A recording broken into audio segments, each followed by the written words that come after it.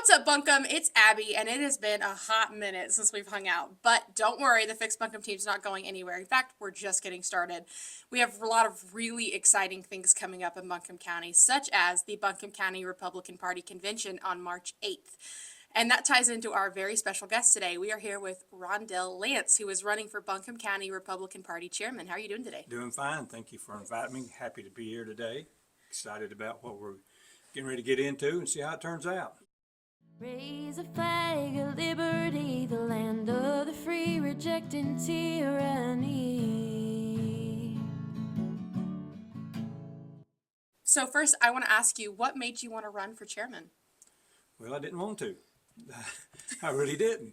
But I had people from this party approach me and met with me at least 4 or 5 different times. Mm-hmm. And I said, I don't have the answers. I don't know. I'm as confused as everybody else why we're not winning in Buncombe County. At first, I said no before they could even finish their sentence. The next time I said, well, let me think about it. Next time I said, let me pray about it. And God never did give me a real good answer. And the next time I said, all right, I'll do it. I mean, I'll step in.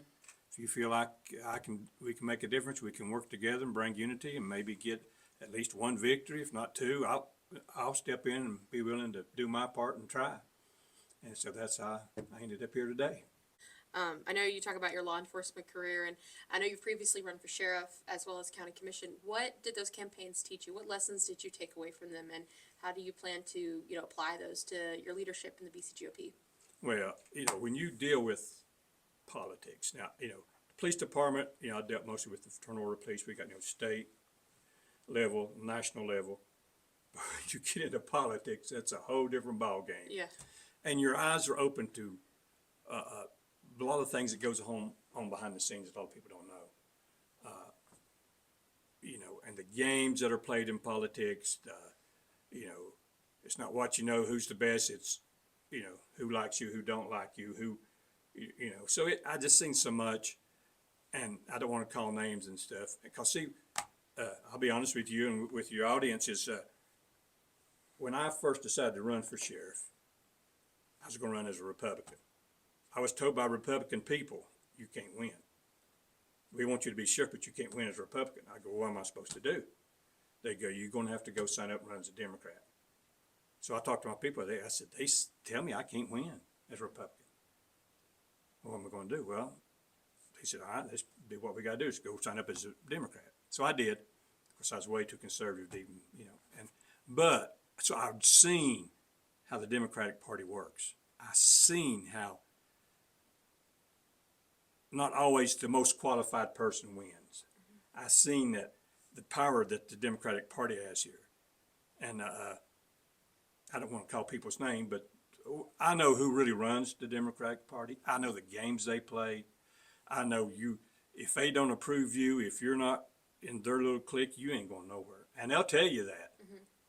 You play along, and all the Democrats that we have here in the city council and county commissioners and DA and judges, if they step out of line from what they're told to do by that Democratic Party, they're done. Mm-hmm. And I've told people back when I ran for county commissioner, I've worked on other campaigns, it's the difference between the Democrats and Republicans. A Republican candidate, they can win and they can say and do and work their own when they're on a board or in the county commission or on city council. But a Democrat can't. They are in line and step with what? I don't want to call their names. I don't know what. But, and if you step out of line, you ain't got free thinking. You can't vote on a subject. You can't vote on it what you think. You vote what they tell you to think. Where a Republican can be, if they're on the board or from county commission, they can vote what they think. But I tell you, the Democrats, if you don't vote the way it comes from the top and it comes down and they tell you, you better vote for this or you're not getting anything that you want from the agenda. Mm-hmm. Beginning of the year, they sit down. All right, what's the 4 things you want on your agenda? You vote for this, this, and this, and you support me. And it's a game being played, and the people in Buncombe County don't see it or don't realize it, and it's sad what's going on.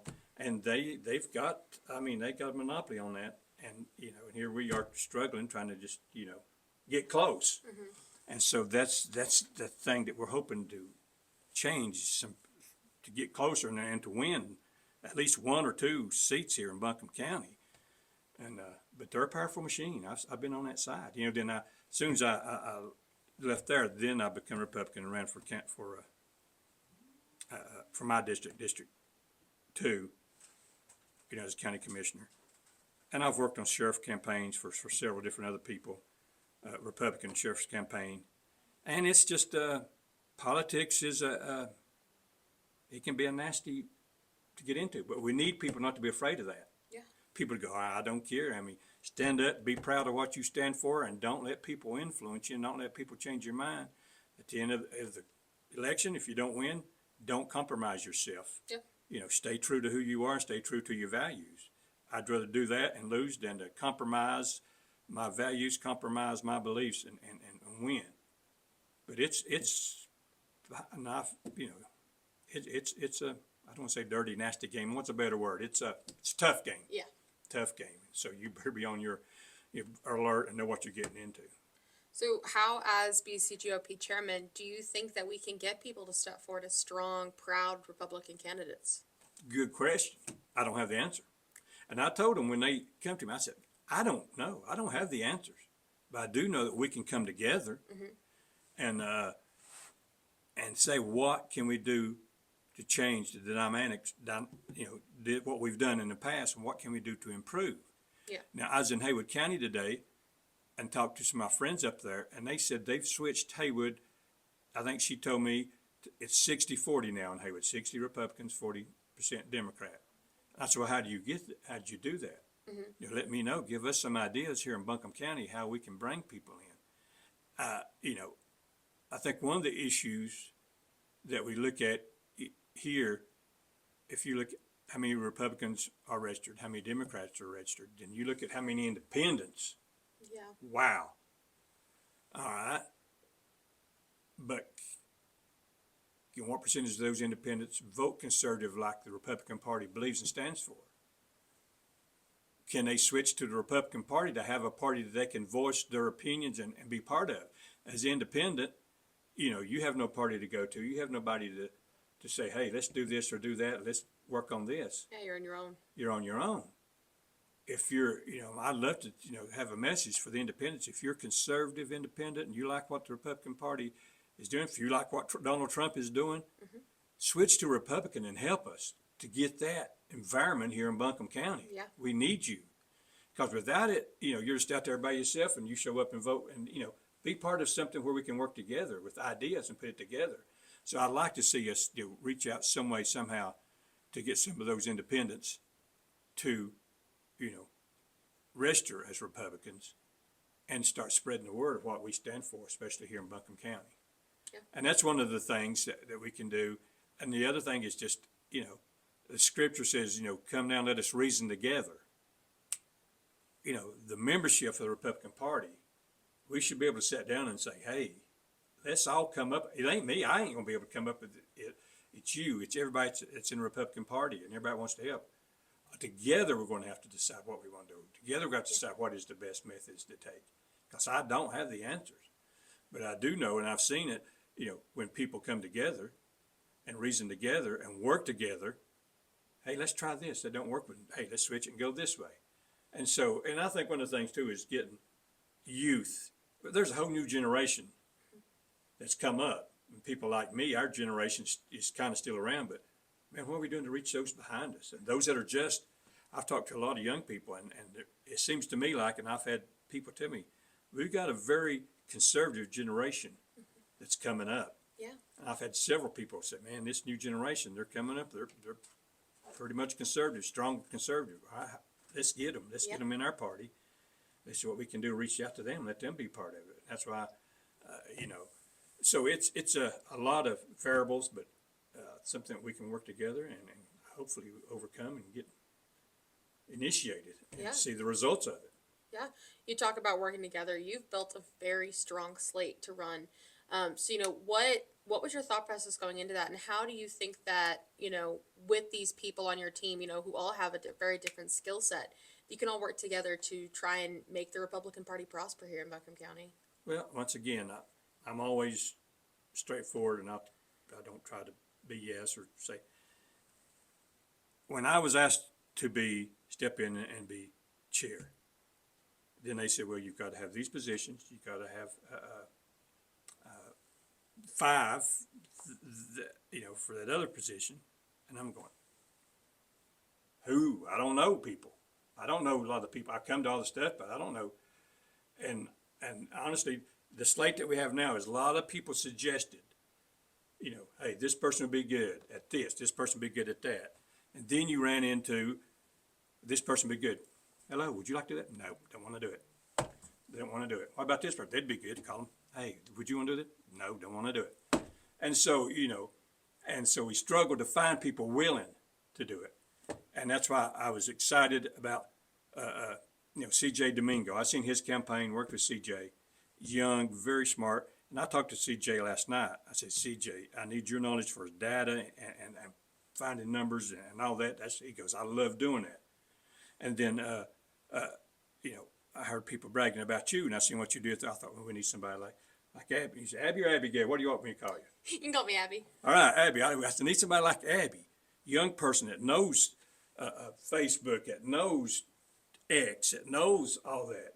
We need somebody to take that and knows how to reach these younger people, know how to reach this generation that's past me. It's come along after I have come along. And so I'm excited about having you and having CJ on there, and your perspective, your ideas for the generation is different than mine, and different than others. So I'm excited to have you on there, and hopefully, man, if we can reach out to this younger generation that's coming up and those in your age and, that are, get them excited about being a Republican, get them excited about what we can do here. Yeah. And how we can make this better for them, for their families and all that, and just getting that message out to them. But getting, a lot more people involved and say, hey, you don't be an independent, be a Republican. Yeah. If you conservative values, don't be an independent, come be a Republican where you have somebody to work with, and you have a group to work with you. Mm-hmm. Don't be out there by yourself as an independent, come to us and work with us. That's what we do too, and get that message out. I got friends that are Democrats that ain't voted Democrat in 5 years. I go, why are you still registered Democrat? Well, my grandpa was, my mama was, but they're still Democrat, but they vote conservative. Old school And I understand, Democrat. yes. And then you've got all these independents. I'm just going to be an independent. They kind of got tired of the Democrats and Republicans' way. But I'm saying we need you now. We need you. You see what we believe in. You see what Donald Trump is doing. And we believe 100% what he's doing, exposing the corruption and everything. Mm-hmm. If you're independent, you believe that, come help us and start exposing the corruption here in Buncombe County and what's going on. We need your help, but we want your help as a Republican, and we would come to us and work together with us. So that's hopefully a message too. We can get out there and get some independents to come sign up and be a Republican. Yeah, absolutely. You're talking a lot about, the shifting of the political landscape with the new generations. What do you think are the biggest opportunities that come with that here in Buncombe County? I think one of the things is this storm that happened. Who was that guy? He went on TV and he said, don't have to worry about people in Western North Carolina. They're not going to come out and vote. They had that storm. They are going to, we don't even have to worry about them. Well, they showed different, Yeah. Trump won Western North Carolina, except for Buncombe, of course. At Lance. But, and he misjudged those people. And I think people have seen that, hey, we care. And you've seen people that had lost their house and couldn't even get down the road, maybe had to crawl over a log and get a car to take them to go vote. They come out and they voted. And I hope people are seeing the dedication for these conservatives and these Republicans. And I hope they're seeing the failure of the Democratic Party in taking care, and FEMA and all these other organizations that have been slow and failed to really take care of the people here, and go, we need a party that we can trust will come in. Look at the change that's been done since Trump came in and goes, hey, you go down there, you make sure they got them bridges up. Hey, you go down there and make sure they've got that road being built. And they're opening up that one lane a whole lot sooner than they expected, because Trump sent that guy down here and said, hey, get that open. Yeah. And I hope the people in Western North Carolina, people especially in Buncombe, around us do, people in Buncombe County go, man, the Democratic Party has really failed us in this storm. Mm-hmm. The only ones that's reaching out and helping us is the Republicans. Let's, you come help us to help you, and work together. So I'm hoping that will has awoken a lot of people as to what the true nature of politics is in Buncombe County. And they're seeing that firsthand, and it's affecting them personally. And that will make a difference, we hope. Yeah. I'd like to shift the topic a little bit to everyone's favorite topic to talk about, money. you know, you've emphasized the importance of fiscal responsibility and transparency. You know, as chairman, what steps are you going to take to ensure that, you know, everyone is, you know, in the know? Like it's everything is very open. It's an open book. Well, you know, I come to most of the meetings. I was here at the last meeting. I've come to a lot of them. Maybe I have. I just wasn't paying attention. I don't remember ever hearing a treasurer's report. They may have been one or two, but you know, even at my church, once you have the treasurer's report on business meeting night. At the FOP, every meeting, we meet once a month. Every meeting, we have a treasurer's report, secretary's report, treasurer's report. And if I win to become every meeting that we have, we will have a treasurer's report. And I want that report printed out to everybody that's here, if they're Republicans, not just guessing anybody wanders in, but those that are on the committee especially. I want them to know how much money came in, how it was spent, where it was spent, how much do we have left now. There's no reason to keep anything hid financially from the membership. No. We need to know. We need to be transparent because these people are out raising money. They're out doing stuff to raise money, and whoever is, and we don't want to be like the Democrats, keep it hid. When every meeting, I want to say, now we have the treasurer's report. And I go, we've got $3,000, $2,000 was, $150 was spent on oil, $25 was, you know, to know exactly where the money's being spent. And last thing we want is anybody thinking that we're trying to hide money or we're taking money and using it in a way that it shouldn't be used. So I want to be transparent. How much money do we have? How much have we brought in? Where's it going? How's it being spent? And, you know, honestly, right now, I don't, last I heard, one of the meetings, they said, we only got $2,000 left. I don't know how much money the Republican Party has. And I don't know how much they spent. You know, at church, our treasurer hands every member of the church, here's the treasure report. We give this to this missionary, this missionary, this missionary, this heat and heat. The FOP, you know, we got so much kind of like going on, we'll have treasure report, we've got this much in the bank, this. Anybody got any questions? Well, you said you got $1,000, where was it spent? Right here, we spent it on the brand new stove. You know, and I want to be that transparent and that open with our finances. We don't want to be where people would ever question anything that we do as a Republican Party with our money, like the Democrats do. We don't want to hide it. So that's how open and transparent I want to be. I want you to know if we buy a pack of chewing gum for somebody, I want you to know we spent 25 cents to get somebody chewing gum. Their breath stunk at the meeting, so we gave them some chewing gum. Whatever it is, I want us to know that, you know, where the money is and where it's going. Yeah, that's so incredibly important, and a lot of people overlook that. Like it's not. Yeah. So I just have a couple more questions for you. So what's one message that you would like to leave with Republican voters coming to the convention on March 8th? Well, I hope, you know, I've talked to, you know, people hate going to conventions. And I was in Haywood County today and, you know, up there at their convention. And, you know, without having, well, my sister lives in Haywood County and I've got friends who invite me to go. But, you know, you sit there and you hear a lot of speeches from people you don't even know talking about something you don't even know what they're talking about. But I promise you it won't be that boring in Buncombe County. You know, the convention, we need you to come out. If you believe there needs to be a change in the Republican Party in Buncombe County, if you believe that we need to start doing things different in Buncombe County as far as the Republican Party, our leadership, the way we move forward, all that we do, and be more, then you need to come to the convention, register and come so you can vote. Because if you don't, then, you know, you can say whatever you want to say, but, you know, would you go to the convention and vote? Well, no, I didn't. Well, why not? You know, to take time out of your Saturday, I mean, you know, and go spend it over there with politicians and stuff. But I want to encourage everybody to, if you can, come register, come to the convention. I think it'll be exciting, and then you'll have an opportunity, though, most importantly, to make a change in the current situation we have as Republicans here in Buncombe County. And I hear all over, you know, we're going to have to do something different. We've been unsuccessful the last two elections. And since Robert Presley lost, you know, we've not had a conservative anywhere. And so we need to change that. But we can only do it if we have the right people in place to run this party.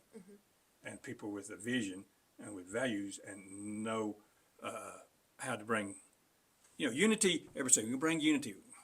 Nobody has unity all the time. Married people, I've never been married, but married people don't have unity all the time. Churches don't have unity all the time. Families don't have unity all the time. We may not have unity, but we can reason together. And we can sit down and discuss things and reason together. We may disagree, but at the end of it, say, all right, they decided to do this, go this way. Let's go this way and do that. Try to work together and reason together. So, I hope we have a great turnout, big turnout, and I think it'll be exciting. And hopefully it'll be a change in this party at the end of the conference, we hope. Yeah, that's great. Can you tell us a little bit about your background? Well, I'm 65, so I've got a lot went on in my life, a lot of background. Raised as a preacher's kid, independent Baptist preacher, so I wasn't allowed to cut up. I'd sneak and do it sometimes. But, really, when we moved back here, my father, we moved away when I was in the 6th grade. He went to Bible college, then he took a church in Walterboro, South Carolina.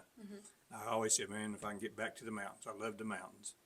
Came back my senior year, graduated from Inca, attended Cecil's Junior College, and then my grandfather was a constable. I had a lot of friends that were police officers, and I just gravitated toward that, and I liked that. And so 1988, I started with the actual police department, went to rookie school at AB Tech, and become a police officer, and was there for 26 and a half years. I've been retired now about 10 years. And so, how much more you want to know about my life? I don't know. So how did your experience in law enforcement shape your views on leadership? A life in law enforcement, you can't explain what men and women see on a daily basis and what all you experience and what all you deal with out there in the streets. I started on the road, on patrol, and then after about 3 years, I became a vice detective. And that's dealing with gambling, prostitution, liquor violations. And back in those days, you would have on the street, and I'm just going to be honest, back then you'd have 10, 11 prostitutes working the streets day and night. Cox Avenue, Lexington Avenue. So we had a real problem. You had liquor houses where people would set up their house, sell alcohol, sell liquor. So I was, doing all that. So I did that for 3 years. Then I went back to the road. At the police department, they only allow you to work undercover for 3 years. They think it can affect you and change you, and so that's why they do that. Went back to the road, and then about 2 more years, I become the drug agent. The Metropolitan Enforcement Group back then was made up of Buncombe County, SBI, APD, Asheville Police Department, DEA, and ATF. And we worked drugs all over Buncombe County. And we'd help in Haywood and other counties. So I did that for 3 years. Back to the road, worked a couple years on the road, and opportunity came back up, put back in for vice detective again, got it again. So I was in the detective office as a vice detective. And so did 3 years there. And after that, then come back to the road. I finally decided, all right, I'll take the sergeant's test. I took it, passed it, and become a sergeant. I was a sergeant over the downtown bike team for a while in Nashville. I was sergeant over night shift south, north. I was made commander. I was on a hostage crisis negotiation team. And when the commander stepped down, I became the commander of the hostage crisis negotiation team, and did that. And my friend ended up retiring, working night shift out here in West Asheville. And, and the whole time I was very heavily involved in the Fraternal Order of Police, which is, I became president of that, was president for 28 and a half years. And I just stepped down meeting before last because I'd been doing it so long. As time gets by, new in there at work, still works. And I thought, all right, I'm going to kick back now and just enjoy life. And then this come to me. So I said, is this God saying when one door shuts, another door opens? I don't know, but when that door shut, I'm stepping into this door, and we'll see how it goes. So I love being a cop. I love being a police. It was just, best job ever. And it allowed me opportunities. I was involved in Special Olympics, had that up for years, law enforcement torch run, Special Olympics, working with the athletes at T.C. Robinson. And, it opened a lot of opportunities for you to serve in the community and to be involved in different events and different things that we do. Through the Fraternal Order of Police, we're a nonprofit. We'd do Special Olympics. We work with Boy Scouts. We did so much. And so I just kind of been involved in all that, most of my life. And it's just become the natural thing that I did and have done, so that's basically why I'm here. So, as obviously you talk about, your history and the church and everything. So obviously God plays a very important part in your life, which is amazing. How does your faith influence your views on, leadership and, politics and things like that? Well, I get up each day, and each day I pray, God, just direct my path today. Where you want me to go, what you want me to do, just you trust Him with your life. Yeah. And you walk each day in the peace and love of Jesus. Being a preacher's kid and seeing the sacrifices my dad made when we left here. He had a great job. We lived at Pisgah Highway. Left there, he went to Bible college. He took a church down there, and I got an uncle that's a preacher. I've got cousins that are preachers, and I seen how God, if you give God your life and say, God, you take it and you direct it, I'll go where you want me to go, and how He provides, He meets the need. And I seen that in my father's life, my uncle, my cousin, the uncles that was missionary. Dad ended up, last part of his life, being a missionary to the Philippines.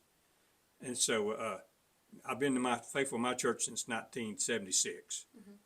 I've had people, won't you come to our church? It's bigger, better, we got more stuff. I said, well, I'd like to, but God won't let me leave. Yeah. Because, I'd pray about it, and He'd say, no, I want you to stay here in this little church. So, the reputation about preacher's kid. I did get away for a while and kind of got into, stuff that Daddy wouldn't be proud of, Mom wouldn't be proud of. Most important, God probably wouldn't be proud of. But, I'm so glad that God forgives, and He, and we can always go to Him. So, I view this as this life, this world's not my home. I'm just passing through. It's a heaven journey. I believe we're eternal beings on an earthly adventure. So I get up each day, all right, God, what adventure have you got for me in my life today? Oh, I love that. And just whatever comes your way, say, all right, God, this is what you want me to do with today. I'll do with it. Just give me strength and grace. So, my life is surrendered to whatever God wants for my life, and trying to behave and do good, and I try to do that. So. Amen, man. We could have church right here. Well, I can preach now. Oh, yeah. So I want to go back to what you were saying about the Special Olympics. What is that event, and what does it mean to you? Well, when I was there, Ronnie Davis helped me get started in Special Olympics. And what the law enforcement community does is called Law Enforcement Torch Run for Special Olympics. And law enforcement all across, not only all across North Carolina, all across the nation, they have this. And we would do fundraisers. Here in North Carolina, we'd do fundraisers across the state, and that money would pay for the athletes from every county to go to Raleigh for the games. And we'd sell shirts, we'd do fundraisers, and we'd run the torch. When we first started, we'd run from downtown Asheville all the way to Henderson County line and hand the torch to Henderson County, and they'd run it, And then we got older, we shortened it just from, Skyland Fire Department to T.C. Robson. We'd run it for the state, and we'd run it for the local games. We'd run it to the local games. All the athletes are there. We get the torch and run around the track, and they cheer us, They get athletes now that runs with us around the track and just start the games at T.C. Robson for the local games. So I've been to Raleigh with the Special Olympics, and just amazed, and it'll humble you. I've said before, there's police. A lot of people don't like the police, and I said there's two groups that really like us, support us. One is the church people. Two is the athletes of Special Olympics. Mm-hmm. They love the police. They love us, and we go in there and we love them. And you're there at an event, and you go into a restroom and see a guy have to try to get out of his wheelchair and try to use the restroom. It just humbles you to know. And they run, they as fast as they can run, they put 100% into what they do. Mm-hmm. And then they come up and hug you and talk to you. And so that's one of the highlights of my law enforcement career, was working with the Special Olympics here in Buncombe County. And so it's been a real blessing being part of that. Yeah, that sounds amazing. Is there anything else you'd like to say? No, I'm just, learning a lot of the ins and outs of the party. For 28 and a half years as FOP president, and people would ask me across the state, man, how can you be president for 28 and a half years? And I said, because I have a good, well, there we call it, a board. Mm-hmm. My board, my treasurer, my vice president, my secretary. I never had to wonder what they were doing. I didn't have to wonder. I knew everything was above board and legit. I had good people I could count on. I said, they made my job so easy. Mm-hmm. Because of their ability and what they do. And so, I think that we've got a board like that we can move forward. We can work hard. I promise you we'll work hard, and we'll hold each other accountable. and we want answers, and we want to work together. And like I said, I don't have the answer. I don't know. But I do know that we can come together and we can figure it out. How much have we figured out in Buncombe County and people in the rural counties? Storms come, we help each other out. I was interviewed during the storm. I said, people here in West North Carolina, in these mountains, we don't depend on the government. We depend on we the people. Yep. It's we the people that were out with their own chainsaws. It's we the people that were out bringing water. It's we the people that's going, taking stuff to them, and we believe in we the people. And that's what we here, the Republican Party, become we the people, helping each other, reaching out to help each other, and calling each other out and holding each other accountable for our actions. You've got to have that too. And not try to hide anything and say, hey, we tried this, it didn't work, we're going to try this now. But I think we got a good group, and a lot of these people, mountain people, my people who I love, and, everyday common sense people, common sense ideas, common sense how to handle stuff and do things, common sense to know boys don't need to be playing in girls' sports, common sense everyday things. And if you believe in that, then that's what the Republican Party here believes. And another thing I believe strongly, and I told them when they asked me to run, I said, I'll tell you one thing that I will do. Donald Trump won by not being ashamed to be a Republican, speaking your mind and standing up against this stuff. We can't be ashamed to be a Republican. We can't be ashamed to be conservative. We can't be ashamed that we don't want boys playing in girls' sports or being in girls' locker room. We got to stand on our values, what we believe. And I know from firsthand, you can't work hand in hand with the other side. You can't grab hand with the other side and sing Kumbaya. They're out of tune. They can't sing it. And we're going to have to, don't be ashamed to be a strong, conservative Republican and stand on what we believe and be proud of it. And let the community know, hey, this is what we believe in and this is what we stand on, and we're moving forward on that platform. Absolutely. Wow. That was great. Yeah. Thank you so much for coming and talking with us today. Well, thank you for letting me come talk to you. No, I appreciate you doing this, and I think this is so important to get the message out, because people need to, Facebook, X, podcast. There's so many great opportunities for us to get the conservative Republican message out to the people in Buncombe County. Yeah. And that's one thing, and I've talked to you. I'm going to look to you for that, for handling that and getting that up and going, and moving it forward. And so I'm excited about what we can do, what we're going to try, and hopefully by 2026 we'll see at least one, maybe two conservative Republicans win in Buncombe County. Yeah, that'd be And awesome. we've got to be realistic about it. You look at all across there who lost, how much we lost. When I ran, they said if you run as a Republican, you're starting out 20,000 votes behind. But on District 3, we lost one race by 4,000 and another race by only 2,000. Can we make that up? I think we can. I think we can maybe pull a victory in 3. But we've got to be realistic about the numbers. I'm not coming and say, oh, we're going to win. No, I'm realistic. It's a battle. It's going to take hard work. It's going to take dedication for us to get one victory. And so we're realistic about what we're facing. We're realistic about the challenges, but we're willing to take them on and go. Let's go forward. When they marched around the wall of Jericho, they thought that wall would never fall. Yeah. Why's he got us out here marching around? Never worked. To win something in District 1 would be a miracle. But I believe in miracles. Yeah. We'll see. But we need to start where we know. We need to be realistic and start where we know we can stand the best chance. Yeah. And start there and try to move forward. Yeah. Well, awesome. But thank you again for letting me come here and let me talk, and I appreciate what you're doing here with this. I'm excited about what you've got going with all this social media stuff, and I look forward to working with you in the future, and I look forward to you excelling and getting this message out here for us. We're going to depend heavily upon you to get our message out to the masses. Well, thank you. Yeah. If you are a strong grassroots Republican and you're ready for a positive change in Buncombe County, don't forget to register at buncomegop.com or at the door on March 8th for the Buncombe County Republican Party Convention at AB Tech. So thanks for listening and tune back in. Bye.